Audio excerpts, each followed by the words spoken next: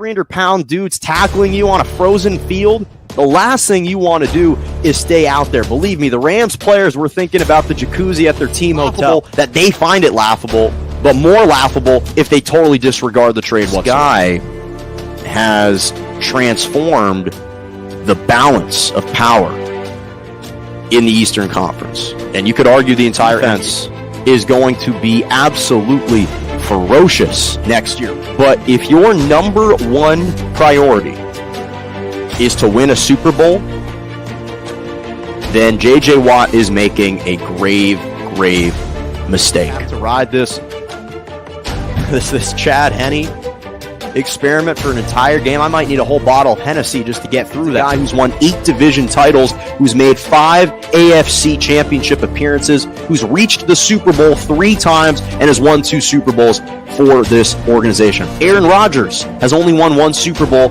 with Green Bay. Drew Brees has only won 1 Super Bowl with New Orleans. There's only 13 quarterbacks in NFL history that have won multiple Super Bowls, and Big Ben is one of those individuals.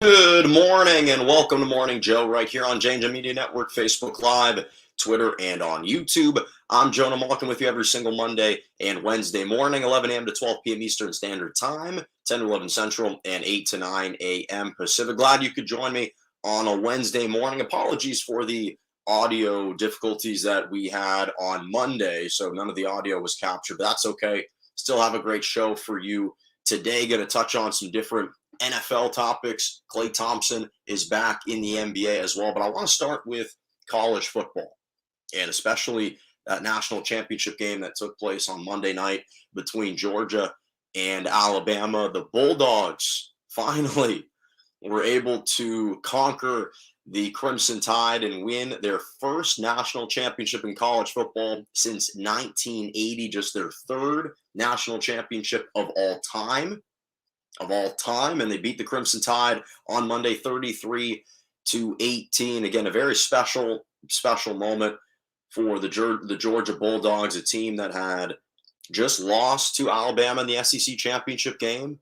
In fact, they got walloped 41-24. It was their only loss of the season. They had been flawless and unblemished up until that point. Obviously, they lost to Alabama in the national championship game a couple years ago in 2018, 26-23 in overtime. We all remember when Jalen Hurts was the designated starter, and then he was replaced mid-game by a true freshman in Tua Tagovailoa, who hits Devontae Smith, who won the Heisman last year for Alabama, to win in a walk-off fashion in overtime. Those were all the memories that were looming over Georgia. And obviously Kirby Smart had been 0-4 against Nick Saban prior to Monday's meeting. So all of that history was going against Georgia. Now, the bettors and all the gambling sites favored Georgia in this national championship by 2.5 points. Obviously, they had good reason to do that. But for me, I think that when you look at this Georgia team, and obviously they finished with a 14-1 overall record, which, by the way, is the most wins that Georgia has ever had in a season in program history, which speaks to the dominance that they've had since they've been the most consistent team and the most complete team all season. But to me, what was fitting about the way that they won the national championship on Monday can all be defined by one play: the pick six. To me, it was only fitting that the game was iced, that the game was sealed by that pick six, because the defense has been lauded all season as being perhaps the best defense ever assembled in college football, at least up there with some of the great college football defenses of all time. The way that you saw Jordan Davis just clog up the middle, and their linebackers, Nakobe Dean, and all these guys, Tyndall, and extremely Nolan Smith, they're swarming, flying all over the field, and their closing speed was what was amazing. They were applying all kinds of pressure on Bryce Young the entire night, and the way that they could get from a three-point stance or from the initial snap to either closing in on a wide receiver, closing in on Bryce Young, that type of speed, the way that they've been coached, they're extremely talented, and literally all 7 their front seven are all going to be playing on Sundays next year. That's how talented that defense is. That's how talented that defense has been, only allowing 6 points per game through the regular season on average for the entire year. They averaged giving up merely 11 points per game. Those are astonishing numbers for over the course of 15 games. And for me, I will say this, because I do want to give Georgia their proper flowers, and they deserve it. And the type of greeting and welcome that they received upon their return to Athens was justified, and it was special. Again, the last time they won a national championship, Herschel Walker was playing for Georgia in 1980. That's how long it's been. That's how many years, 41 years have lapsed. But in fairness to Alabama and even to Bryce Young, who is an extremely young quarterback, this is an extremely young Alabama team. They were already kind of looking really good before Jamison Williams tore his ACL. And they were already really thin at wide receiver without John Mechie, who they had played with in the SEC championship game. They obviously didn't have him on Monday. And then Jamison Williams tears his ACL midway through the first quarter. He was already lighting up the Georgia secondary with about 4 catches, 60-something yards. And to be honest, had even he not gone down, I think that Alabama probably would have won this game. I really believe that they were trending in that direction. But again, that's all hypothetical. What we know to be fact is that Georgia won. And to me, what I love the most about Georgia winning this national championship is the fact that they had a walk-on quarterback be the guy to execute the biggest throw of the game. That 40-yard touchdown pass late in the fourth quarter to put the Dogs up 25-18, thrown by Stetson Bennett. The guy's story is a marvel. The mere fact that he was able to earn that job. He started off, obviously, he was born in Georgia, born very close to Athens. He played all his high school football in Georgia. He never left the state. Then was a walk-on in 2017. In fact, that was the year that Jake Fromm led Georgia to the national championship game against Alabama in that 2017-2018 season. They obviously lost, but he was a walk-on freshman for that campaign. Then, because he thought Justin Fields was going to be playing for Georgia, which at the time he had said that he was going to be playing for the Bulldogs, he transferred to a junior college in Georgia. And then Fields left. And after a 2018 season in which he lit it up at the junior college level, he transferred back to Georgia, had to sit behind Dwan Mathis and JT Daniels for an entire season. Finally got his opportunity when JT Daniels unfortunately got hurt, and he never lost the starting job since. And since that moment, he's been able to elevate his own level of play and, again, deliver the biggest offensive throw of Georgia's program history in over 41 years. And that's something that I think is memorable. That's something that's touching. That's something that resonates across sports landscape, because that's something you can appreciate. Patience is a virtue. Hard work can pay off. And when you maximize the opportunities that you're given, great things can happen. And I think that that was something that couldn't be more true for Stetson Bennett. Happy for him. And I think that we've become so enveloped and so engulfed with the traditional powerhouses like Alabama, like Clemson, like Ohio State, like Oklahoma. We've kind of forgotten just how dominant Georgia has been, especially in this latest run since Kirby Smart has taken over. This is a perennial 10, 11, 12 win team per season. That's how dominant they've been.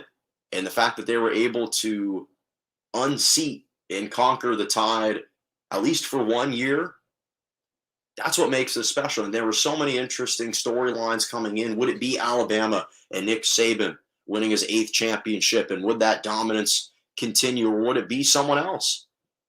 And obviously Georgia was able to grab that mantle for one season and prove, hey, this isn't just Alabama's time. And we're seeing the recruiting. We're seeing how that's reflected in recruiting, big time. In fact, one of the kids on the team, Jermaine Burton, a wide receiver, I remember calling some of his high school football games back at Calabasas. And we're seeing them land all these top recruits, all these top recruiting classes. And it's a little bit of a changing of the guard, and it culminated in a national championship for the Georgia Bulldogs. So congratulations to them, their program, and to Kirby Smart on what has been not only a fantastic run, but what was an incredible, incredible season. Just tremendous. And with that, I want to transition to the NFL because unlike in college football with Kirby Smart, we're seeing some of these coaches actually be retained year in and year out. A lot of fluctuation, a lot of instability, a lot of vacancies at the National Football League head coaching level. We just saw a spate of firings over the last 48 hours. Vic Fangio, cut by the Broncos. Brian Flores, fired by the Dolphins. We just saw Minnesota Vikings fire Mike Zimmer. Chicago Bears fired Matt Nagy. The Giants just yesterday fired Joe Judge after 2 seasons. 2 seasons. But here's what we know in the NFL, and here's what's becoming a much more prevalent theme, a much more consistent trend. Offenses win in the NFL, and more importantly, offenses give you second chances in the NFL. We're seeing the offensive coordinators, the head coaches that had once been offensive coordinators, those are the guys that are typically winning. That's been the consistency. The guys with the offensive backgrounds in the NFL are given a longer leash. That's just the fact over the last 5 years. The only exception to that has been either Bill Belichick or a defensive-minded coach that has an elite and gifted quarterback.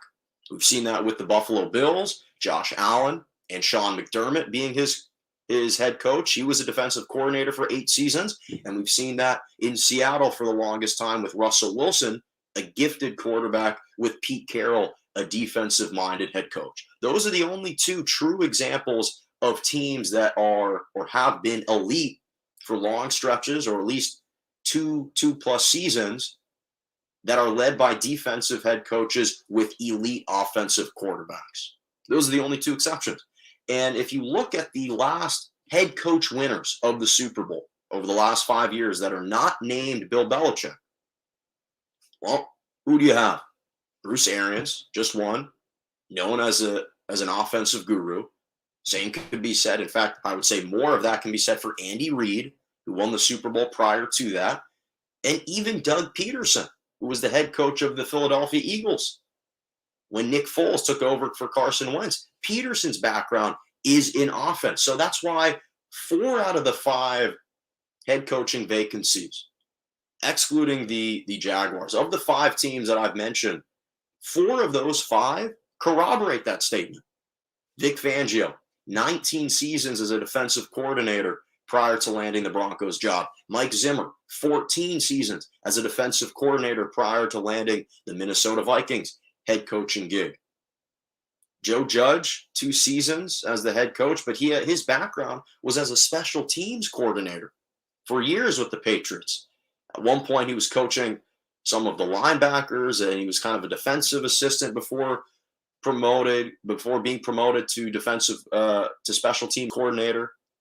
That was his background. Now, Brian Flores, in fairness to Brian Flores, I think he's a really talented head coach, and it's evident in the fact that he's already getting the first crack at the Chicago Bears job. But Brian Flores, his background, linebackers coach, 8 seasons, kind of coaching up defenses with the Patriots before landing this Dolphins job. And in fairness to him, in 3 seasons, he goes 24-25, nearly helps lead the Dolphins to the postseason twice with Tua Tagovailoa as his quarterback. And I think what we're seeing is that Tua's quarterback ceiling is a lot lower than we traditionally thought, not to mention you have to face Josh Allen and Bill Belichick 4 times a year in your own division. And this guy clearly is a great head coaching candidate. So this isn't an indictment against him, just it's the reality that, unfortunately, because he didn't have an elite quarterback to work with, being a defensive guy, He wasn't given as much runway. That's the reality. Now, Matt Nagy is the one exception. Matt Nagy is the one coach that came from the Andy Reid tree. He was a protege of Andy Reid. So he has an offensive background. He was an offensive coordinator. And in fairness to him, he was 34-32 in 4 years, led the Bears to 2 playoff appearances, was the coach of the year in 2019. So for him, it's a little bit different because he was actually winning. He was actually winning. So I think he can probably still land another job. But this is why, to me, the Chicago Bears should be the most coveted job of those 5. Because let's break this down. Let's look at first the Denver Broncos. Great roster. I actually really like their special teams, their skilled players. But here's the problem. No direction at quarterback. And again, this is factoring in who you have right now. Obviously, if they make a trade for Aaron Rodgers, the outlook of this team changes completely. But as currently constructed, you're in the AFC West. You're facing the Chargers, the Raiders, the Chiefs 6 times a year. That sounds like a brutal schedule to have to inherit as a new coach and be expected to win and deliver. Yeah, no, I don't want any part of that. Then you shift to the Miami Dolphins. Well, I love their defense. It's a young, upcoming defense that has proven to be extremely potent. I really like what they have going defensively. I like Jalen Waddle. I like Devontae Parker and Mike Gesicki. But again, I think that the ceiling for Tua we're seeing is lower than we initially expected. And I think that that can really hamper anyone's ability to elevate this team. If Brian Flores got cut after 3 seasons with what he's been able to do, including 110 this year, I'm not sure that someone else is going to come in and drastically alter the course of this team. Then you go to the New York Giants. Well, their management is in flux. Do I really trust the direction that they're in? They just had their general manager formally resign. He was going to be formally fired if he didn't formally resign. So he's gone. And Daniel Jones clearly isn't the future. Is he terrible? I don't think he's terrible, but I think he's just pedestrian. I think he's just mediocre. Not to mention, right now, I think direction and organization and leadership is so important when it comes to these jobs. And if your owners aren't organized, that's going to trickle down to the head coach. And it's going to manifest in ways that you don't want it to. And I'm just concerned that the Giants, quite frankly, don't have their bleep together. I really just don't think that they have everything settled. I like some aspects. The positives for the Giants are it's a big market. They're in the NFC East, which is the easiest division in football. I like some of their skilled positions, and they have 2 top 7 picks this year. They have the 5th pick and the 7th pick in the draft. The problem is there isn't really a life-changing quarterback option right now, and they got to clean up the entire offensive line outside of Andrew Thomas.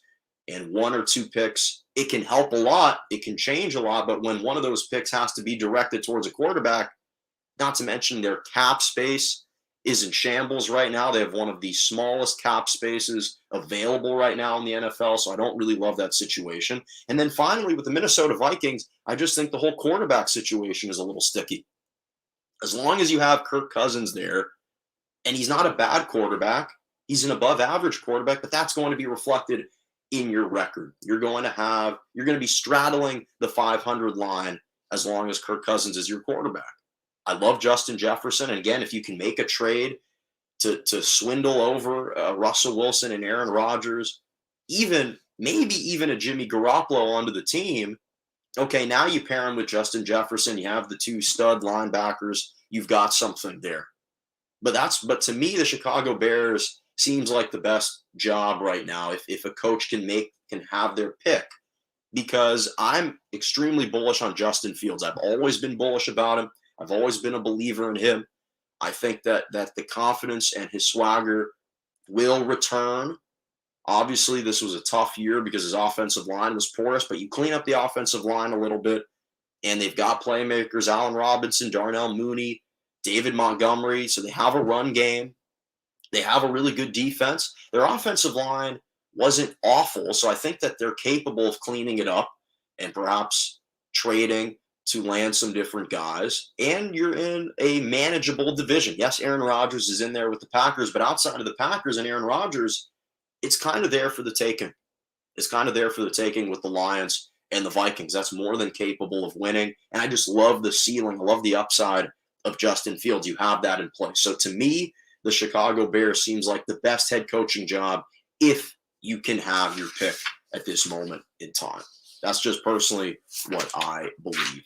And with that, I want to quickly talk about the Las Vegas Raiders.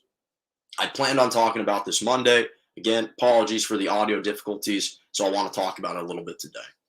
So the Las Vegas Raiders clinched a playoff berth after defeating the Los Angeles Chargers a couple days ago on Sunday, 35-32 in overtime. By the way, this was the 6th walk-off field goal for the Las Vegas Raiders this year, which, by the way, is the most since the NFL-AFL merger in 1970.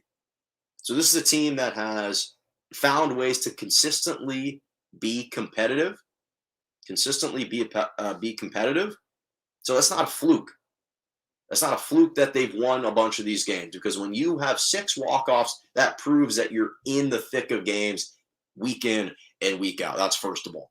But also this scenario was ridiculous because a tie sends both of those teams in, and a loss obviously disqualifies the team that loses. But this is why you love sports, is because of the unpredictability. The fact that you have to go out onto the field against all odds, despite what writers, what media critics and pundits say, despite what the stats would suggest, you have to go out and you have to execute and produce. That's it. And the Raiders have shown week in and week out that they can put all the garbage aside, all the trivial and extraneous things that could derail a team to the side and just focus on football, because this is one of the most unlikeliest and improbable teams and sports stories of all time. I truly believe that. I don't know if it's going to result and culminate in a Super Bowl. I really don't. But you think back to the John Gruden resignation and all the derogatory and racist and homophobic and misogynistic emails that were leaked. Then you had the Henry Ruggs fatal car accident, involuntary vehicular manslaughter. Then, unfortunately, Damon Arnett brandishing firearms, has the viral video go out that he's threatening to use the firearms. Then the poor rookie cornerback, Nate Hobbs, is arrested on a DUI arrest. All these things, and yet they're able to put it aside and they still go out and win. And how they've been able to just kind of navigate all of this turbulence and still reach the postseason is one of the best sports stories I think that we've seen this year. I truly think it's one of the best and one of the most incredible stories that we've seen this year. And despite all this crumble and destruction right on top of their locker room, they managed to poke some holes and able to climb their way out. And again, how they make the playoffs is unbeknownst to me. But I will say this, when you look at their personnel, we've been saying for the last several years, the Raiders have some really good personnel. They just would fall apart during the second half of the season. Well, that wasn't the case. They've won 4 straight games heading into this postseason.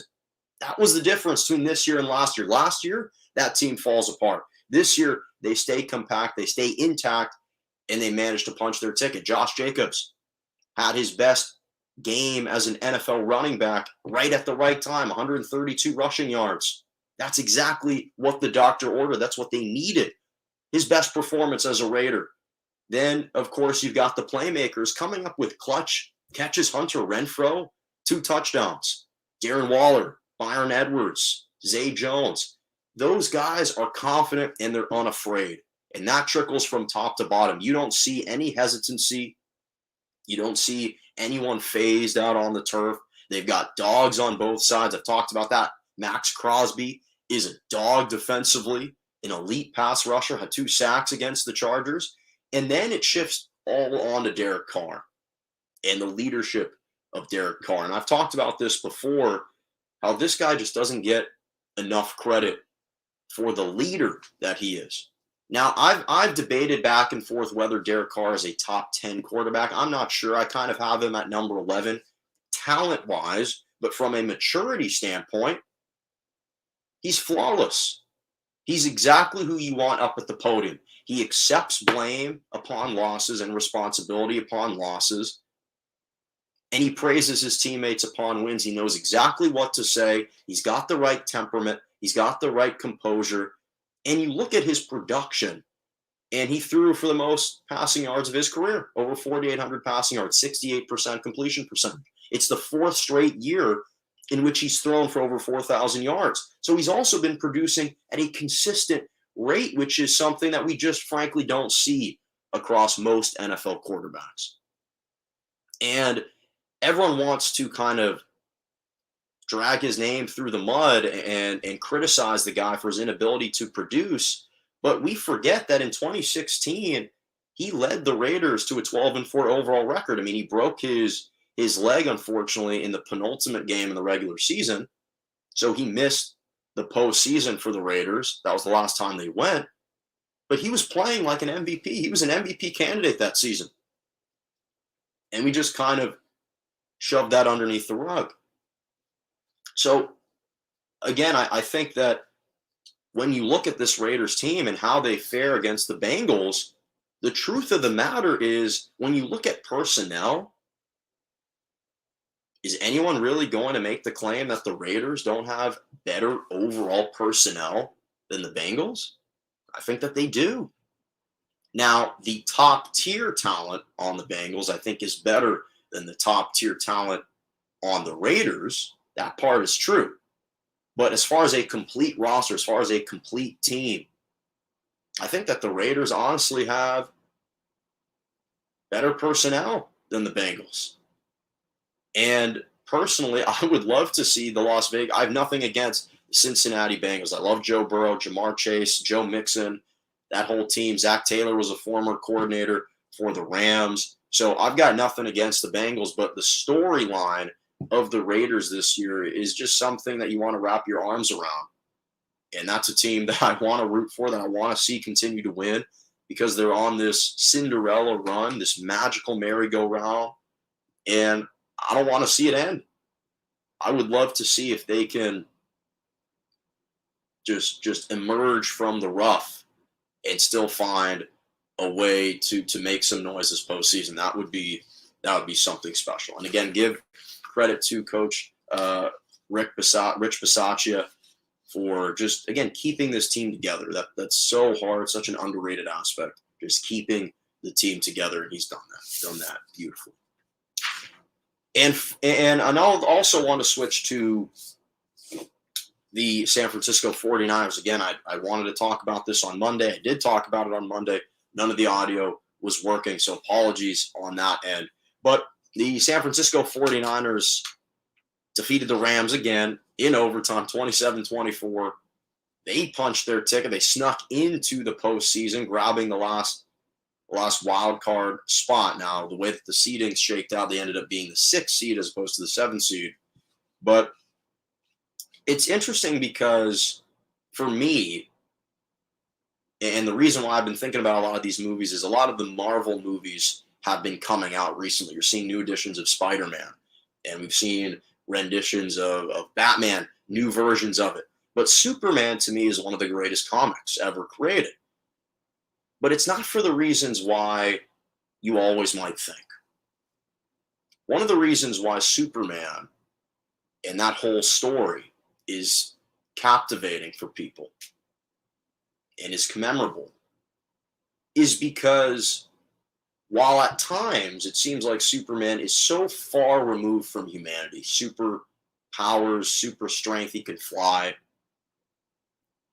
But despite that, he shows signs of mortality.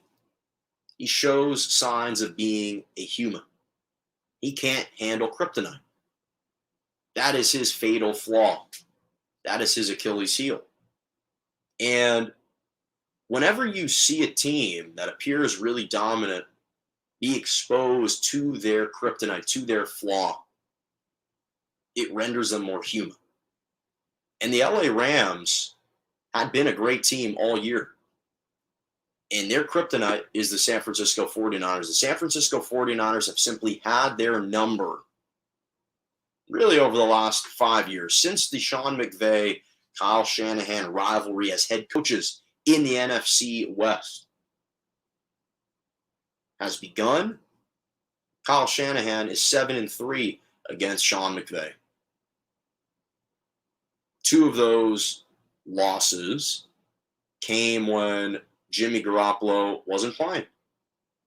In fact, when Jimmy Garoppolo plays against the Rams, and again, the 49ers have beaten the Rams now 6 straight times.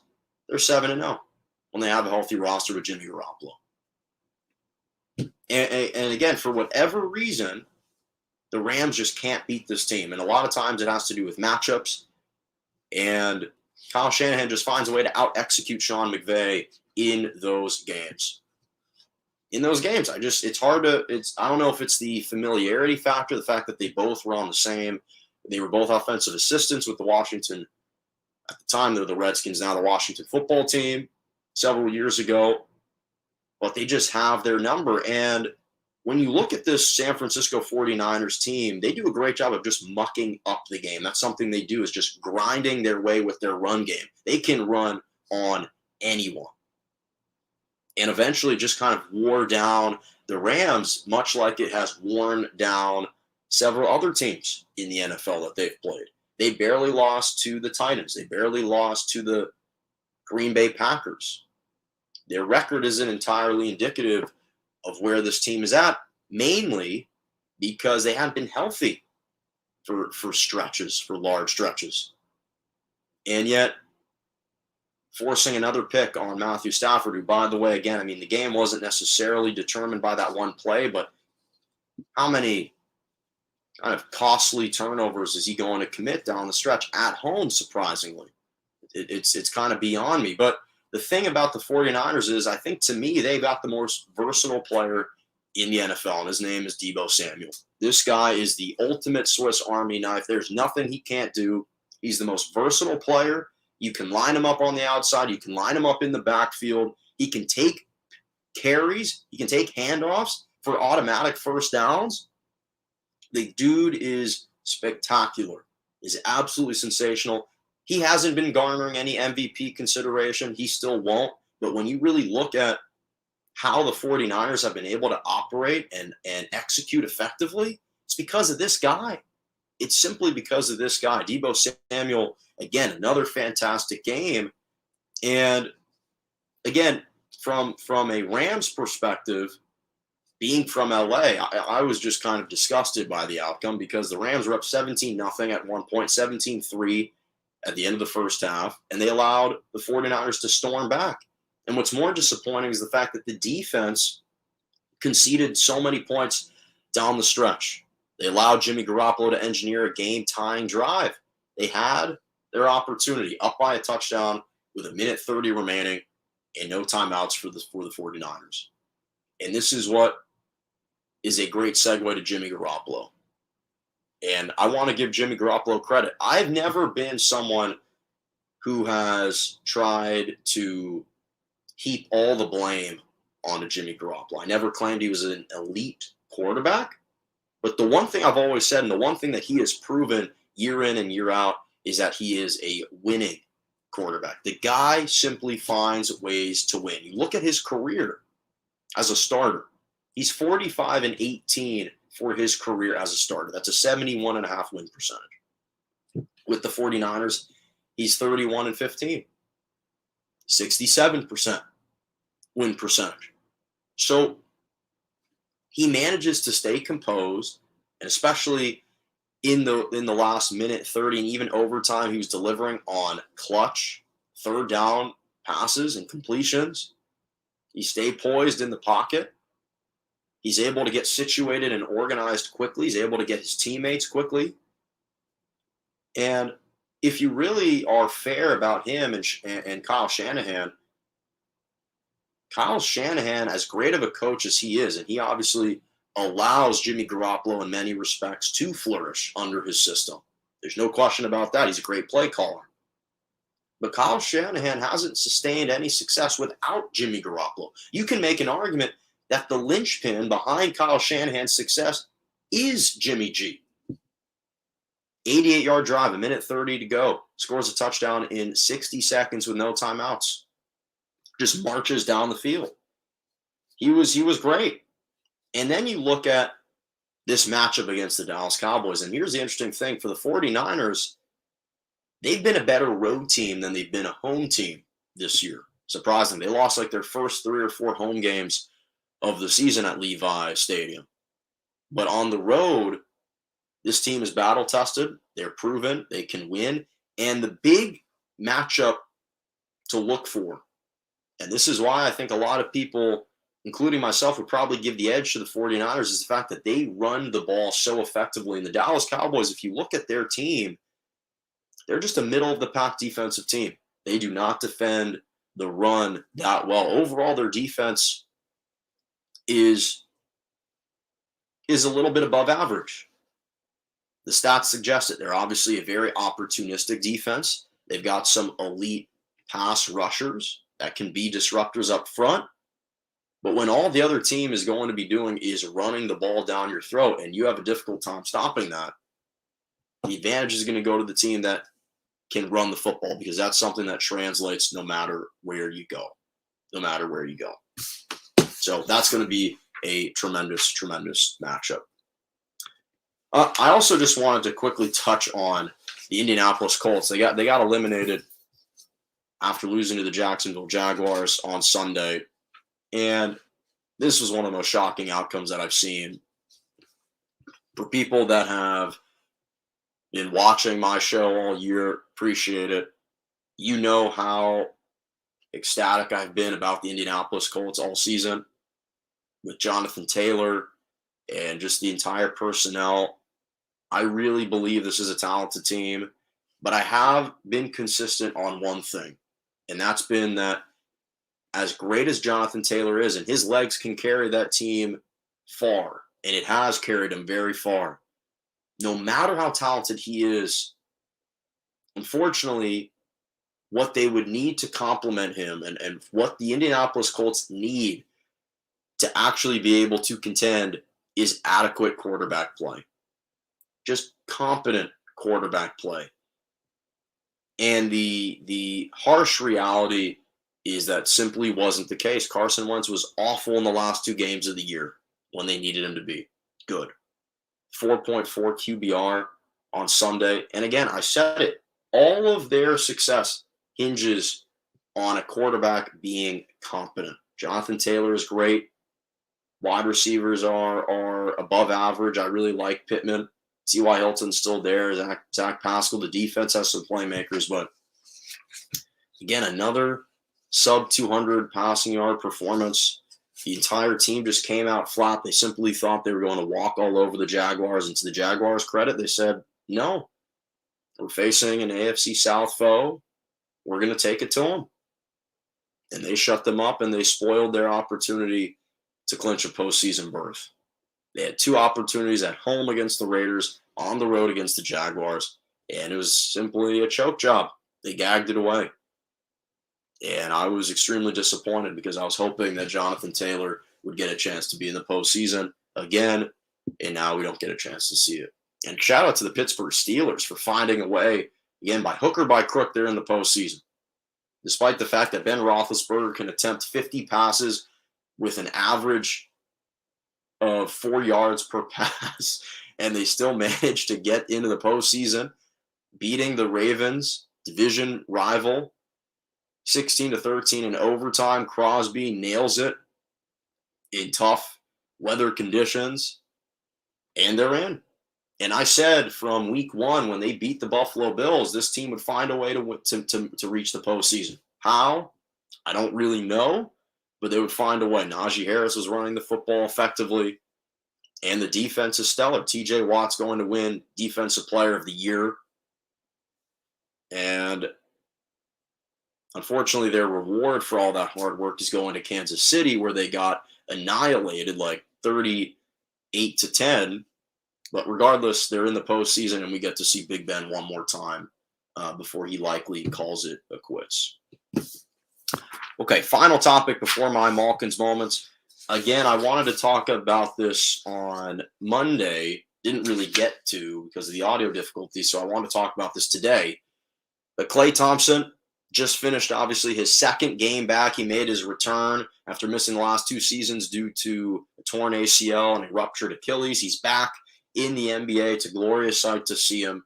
And for me, one of my favorite quotes is from Ferris Bueller's Day Off. Life moves pretty fast. If you don't stop and look around once in a while, you could miss it.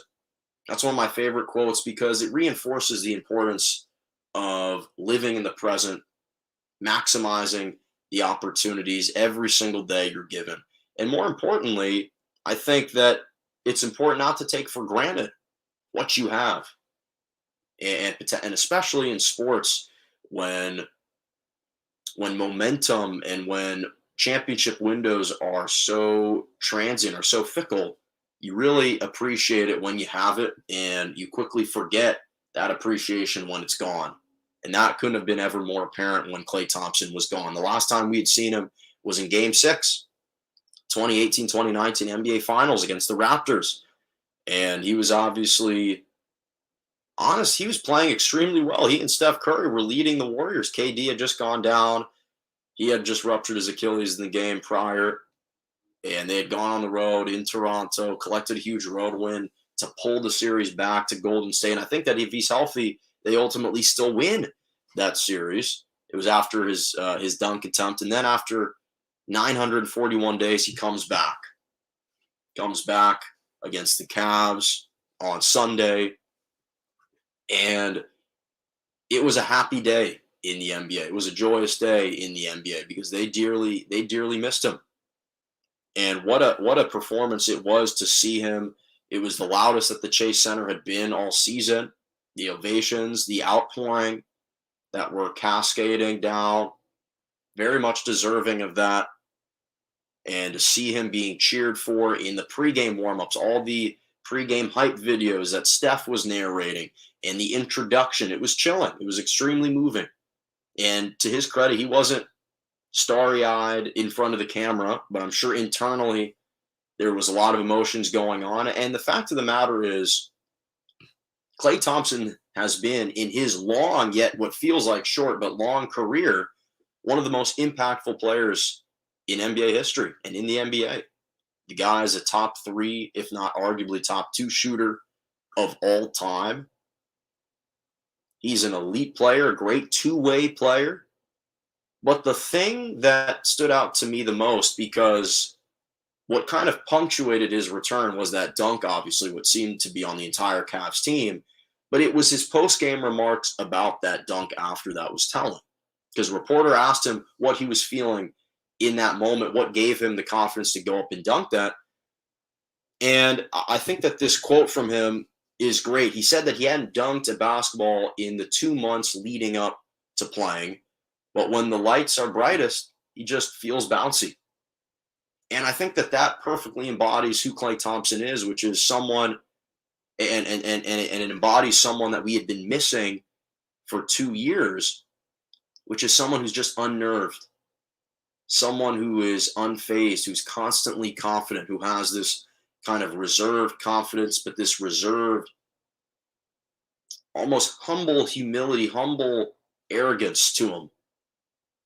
This fearlessness to be one of the clutchest players, and again, to not be rattled by the moment. No stage has been too big for Klay Thompson. We've seen him come up huge in postseason games. We've seen him score 42 points on 11 three-pointers in an elimination game against the Oklahoma City Thunder in the Western Conference Finals. We've seen the 37 points in a quarter against the Kings. We've seen the 60 points in 3 quarters against the Pacers. That's what this guy is capable of, and that was the glaring void that was missing in the NBA that we forgot about Klay Thompson. Not just how prolific he is of a scorer, but how prolific he is as a clutch playmaker, as a clutch basketball player. This guy's fearless, absolutely fearless, and it's not a surprise to me that obviously in his initial debut, he scored 17 points. He was efficient. in 19 minutes. And then last night, even against the Memphis Grizzlies, he still goes out 14 points, 3 rebounds, 3 assists, had the best plus minus on the team, plus 17 in 20 minutes. That's who Klay Thompson is. He's still working his way back.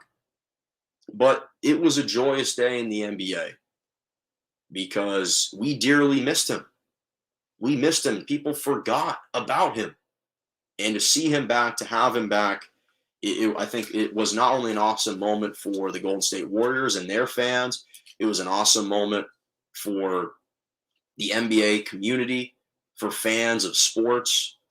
And it was electric to see him come back in that arena. And I'm glad that now he's back playing against Memphis, consistently a part of the rotation. He was obviously overjoyed and elated that his name even came up on the stat sheet in the post-game interview. He was just extremely grateful and appreciative that he could be back playing the game that he loved. And I just wanted to say that we appreciate Klay Thompson. I know he's not watching, but if he is, we're happy to have you back. Stay healthy. And again, this was a joyous day in the NBA to get him back. It truly was. Okay, final topic, my Malkins moments. Again, some of these Malkins moments I had prepared for Monday, but because of the audio difficulties, we're doing it today, along with some new ones. Always got to keep things interesting. So first Malkins moment, Genevieve Beacon recorded no hits, no runs in her debut as the first female, the first woman to play in the Australian Baseball League. Yes, plays for the Melbourne Aces, 17 years old, an electric pitcher, and she's getting a chance at the big leagues in Australia despite being a female, and credit to her. Kudos to her for, again, trailblazing a new path. And she even said how much she hopes this can inspire some of the younger generations coming up, that if they have a dream, to stick with it. So major, major shout out to Genevieve Beacom. That is fantastic. Shout out to Dak Prescott. The Dallas Cowboys, he passed Tony Romo for the most touchdowns thrown in a single season in Cowboys franchise history. He threw 5 touchdowns in the 51-26 win over the Eagles on Sunday. He threw 37 in the regular season. That eclipsed the 36 mark set by Tony Romo several years ago. Russell Wilson joins elite company. The Seahawks quarterback, joined Peyton Manning as the only players with at least 3,000 yards and 20 touchdowns in each of their first 10 seasons. We obviously have known how special Russell Wilson has been, but anytime you are grouped with Peyton Manning for a stat and in some type of classification and category, that's extremely, extremely noteworthy. Jamar Chase broke Chad Ochocinco's record for the most rookie receiving yards in Cincinnati Bengals history. He set a single season record with 1,455 receiving yards. And speaking of wide receivers, shout out to Cooper Kupp, who won the Triple Crown, just the 4th player in NFL history to lead the league in catches, receiving yards, and receiving touchdowns. This guy has been one of the most underrated wide receivers in the NFL over the last 5-6 years. The guy's double, triple teamed, doesn't matter, finds a way to get open. And he's been electric. The connection, the chemistry between him and Matthew Stafford, or he and Matthew Stafford, has just been sensational right from the jump. It's pretty incredible, and it's only right that it culminates in that award because he's just been tremendous. Last 3, Spurs head coach Greg Popovich made history, becoming the first head coach to coach 2,000-plus games with one franchise. He's been with the Spurs, I believe, since 1997, which is unbelievable. In fact, I actually learned recently that he was a head coach at Pomona-Pitzer, a Division III college in California that's close to me. And again, great to see that he's been able to sustain so much success. Shout out to Mookie Betts of the Dodgers. He bowled a 300 game on Sunday. A perfect game. Mookie Betts. 300. I don't know if anyone has bowled before. This was without bumpers. He's actually got the right form. He's got the right slick spin. He's got the side spin where it comes off the edge and then curls back in to get the strike. 12 perfect strikes for Mookie Betts. Should I be really surprised? I guess not. He's an athlete, but bowling is a different beast and a different animal. shout out to him. And then finally, shout out to the Georgia Bulldogs for winning the national championship over Alabama 33-18 to claim their first national title since 1980. Just the third one again in program history, 1942, 1980, which was Herschel Walker was part of the team, and then 2021. Shout out to the Dogs. That's all the time that I got for today. Thank you so much for joining me right here on J&J Media Network on Morning Joe. On YouTube, Facebook Live, Twitter. Make sure to subscribe to my YouTube page on YouTube with Morning Joe with Jonah Malkin. Follow me on Twitter at Jonah Malkin or at morning_Joe. Instagram, JMalk97, and TikTok, Jonah Malkin. And as always, have a lovely rest of your morning.